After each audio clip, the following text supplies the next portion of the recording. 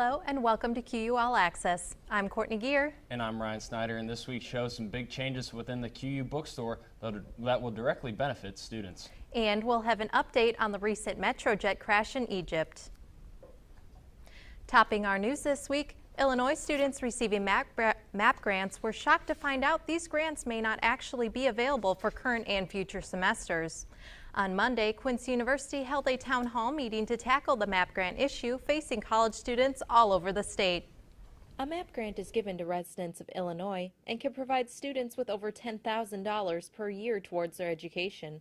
However, as we have mentioned in previous QU All Access updates, Illinois still has not decided on a budget for the fiscal year.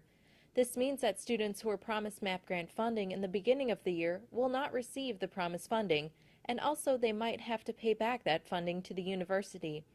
At the town hall meeting, Dr. Gervasi, Tiffany Nolan, and members of the business and financial aid offices discussed the predicament to faculty and students. They explained the situation and answered questions about the issue. It is very important for students to understand what is happening, and those running the meeting presented options for those students. A petition and letter were available for students to sign and have been sent to the students' hometown senators. Next, students should set up an appointment to meet with the business and financial aid offices to discuss their individual plans. Finally, students are invited to participate in a rally this Tuesday in Springfield, Illinois, to meet with Illinois representatives. More information and sign up are available in the Student Affairs office. And the deadline to sign up is today, so if you are interested, make sure to stop by ASAP. Director of Financial Aid, Lisa Fleck, encourages students to set up a meeting to make sure students are aware of their finances. We just encourage students to be proactive, to sign the letters, to talk to their parents, and to encourage the state. Let them know how important that state grants are to students. Many students are upset and frightened by the news, saying their education depends on the financial aid they were promised. I was pretty upset about it because it affects me a lot because I'm at school through scholarships and loans and I can't really pay out of pocket. So. I'm upset with the state because that's money that they give to us and that we don't have to pay it back, and it feels like that they're not coming up on their promises. Reporting for QU All Access, I'm Courtney Gear. The full video of the town hall meeting is available on the Quincy University website and on our Facebook page on QU TV. With the uncertainty of the MAP grant funds will arrive, students are left wondering what to do. We talked to the financial aid office and learned about the option for QU students waiting for MAP grant funding. In order to ensure that students are prepared for the lack of funding, the financial aid office is offering student payment plans to the university.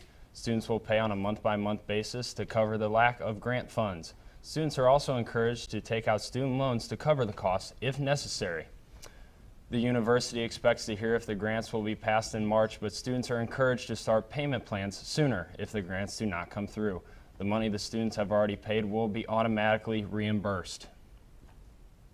You may have noticed that a popular event on campus has yet to happen this semester. QU All Access did some digging, and don't worry, there's no need to fear. The reason that we haven't gone to Scotty's yet this semester is there was a lot of events planned earlier in the semester, and we just couldn't have everything happening at the same time. And so the Scotty's event worked better in December than it would have in October or September. High book prices. Sutter says they are planning the trip to Scotty's as a way to cap off the semester. Future plans also include the annual ski trip and a trip to St. Louis for a baseball game. Exorbitant book costs have long been a problem on college campuses. QU All Access has the info on a new program at the QU bookstore that could save students more money than ever before.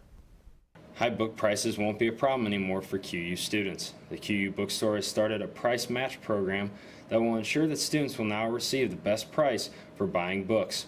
For students that shop online for cheaper textbooks on websites such as Amazon and Chegg, this program will eliminate having to wait for books to be delivered, as well as having to pay for any extra shipping costs that would be included.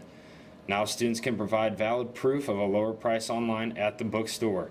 Students are required to pay the originally listed price from the bookstore, and after the purchase is completed, the students will be refunded the difference between the QU price and the lowest listed price.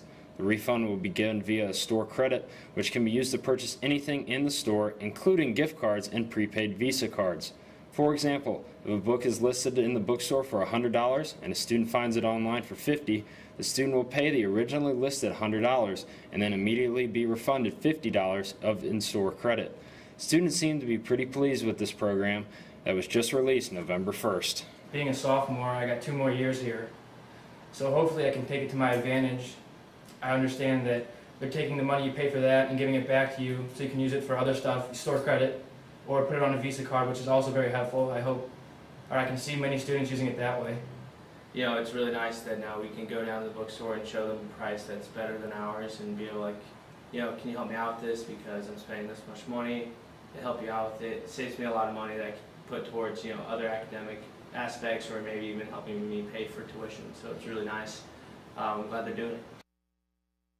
3 weeks ago, QU All Access told you about the new EdTPA program that became a requirement for education majors in order to earn their teaching license.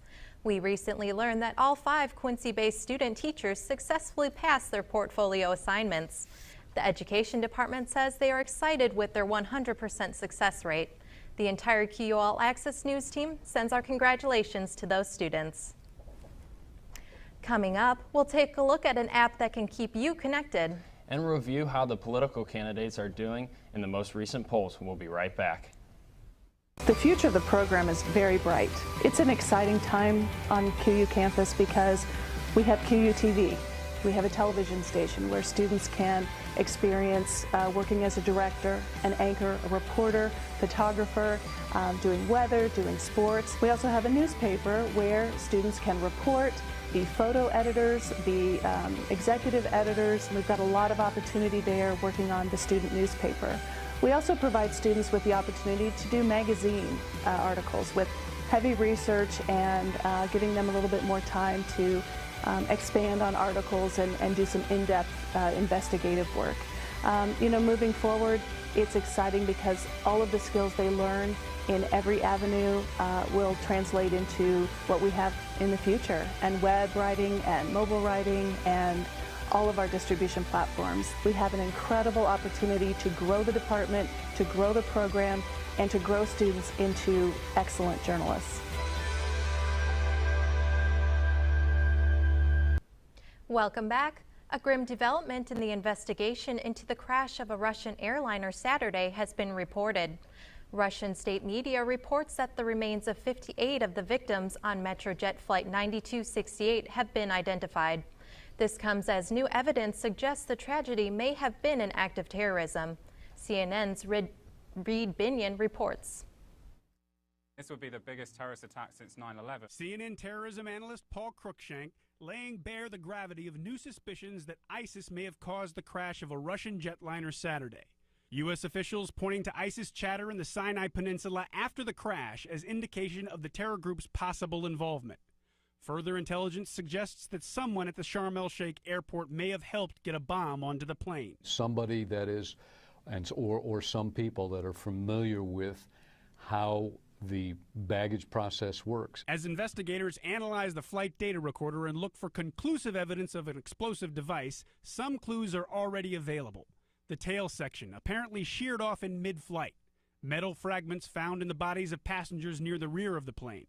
As for detonation, one possibility is that it was triggered by a barometric pressure switch set to go off at a specific altitude.